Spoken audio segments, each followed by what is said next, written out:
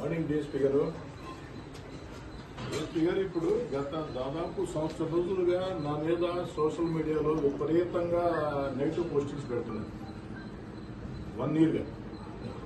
సరే, మీకుండే ఇబ్బందులు మీకుంటాయి, కంప్లైంట్ ఇచ్చడానికి చేసేది లేదనే ఉద్దేశంతో మనం పట్టించుకోవాలి. ఎలక్షన్ టైం స్టార్ట్ అయింది. రాత్రి మా అపోనెంట్ మీద సోషల్ మీడియాలో పోస్టింగ్ ఒకటి వస్తే దాన్ని హజరత్ నాయుడు అని ఒక అబ్బాయి కార్పొరేటర్ భర్త షేర్ చేశాడు. దానికి ఉదయాన్నే రాత్రి 11 షేర్ చేశారు లేదు, ఉదయాన్నే మీ ఊళ్ళు వచ్చి ఇక్కడికి వచ్చేసి నేను వచ్చిందా.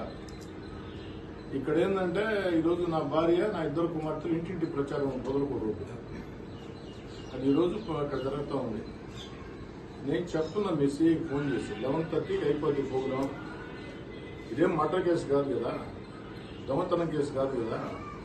11:30 ప్రోగ్రాం అయిపోద్ది. 11:45కి హజరత్ నాయుడు స్టేషన్లో ఉంటాడు. మీకు నచ్చిన కేసులు మీరు పెట్టుకోండి.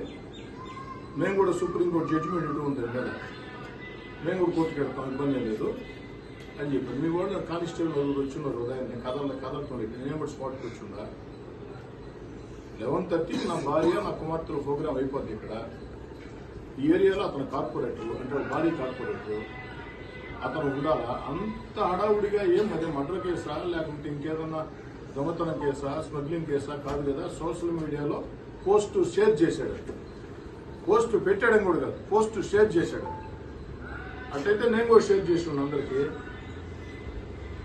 తప్పే ఉందండి. ఒక మీడియాలో పోస్టింగ్ వచ్చినప్పుడు నచ్చితే షేర్ చేస్తారు, అంటే మా మీద పెట్టినప్పుడు మాత్రం నేను భరించాలా.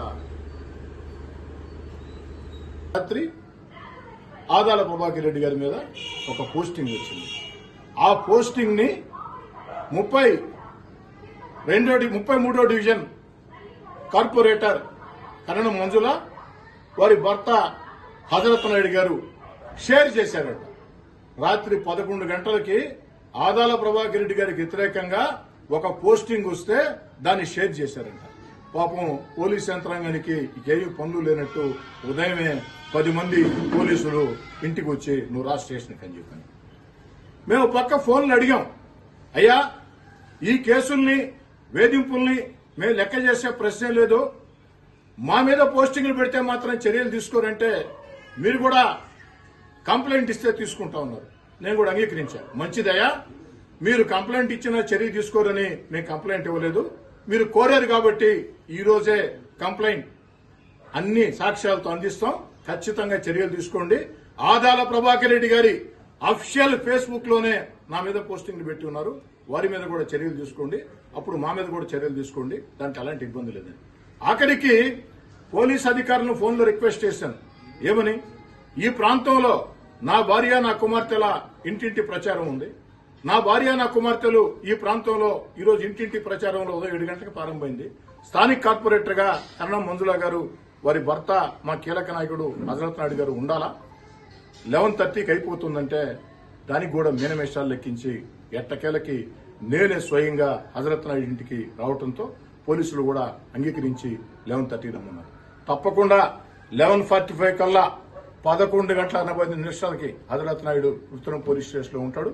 పోలీసులు చెప్తూ ఉన్న చట్టం అందరికీ చట్టం, చట్టం కొందరికే చట్టం, కొందరికి చుట్టం అంటే కుదరదు. మీరు అన్నారు లిఖితపూర్వక ఫిర్యాదు ఇవ్వమని, ఇస్తాం, ఖచ్చితంగా ఇస్తాం.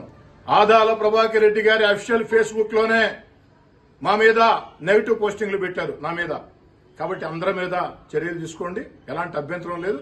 అలా కాకుండా అధికారం చేతిలో ఉందని ఇష్టారీతిగా వ్యవహరిస్తాం, తెలుగుదేశం పార్టీ, జనసేన ప్రతిపక్ష కార్యకర్తలను లేక కోటంరెడ్డి, సదారెడ్డి, శివభిలాషులను ఇబ్బంది పెడతామంటే కోర్టులున్నాయి, సుప్రీంకోర్టు జడ్జిమెంట్ కూడా దీని మీద ఉంది, గతంలో హైకోర్టు దీని మీద ఏమి ఇచ్చిందో అందరికీ తెలుసు. ఖచ్చితంగా అక్రమంగా కేసులు పెట్టే పోలీసు అధికారుల్ని న్యాయస్థానాల మెట్ల మీద నిలబెడతామని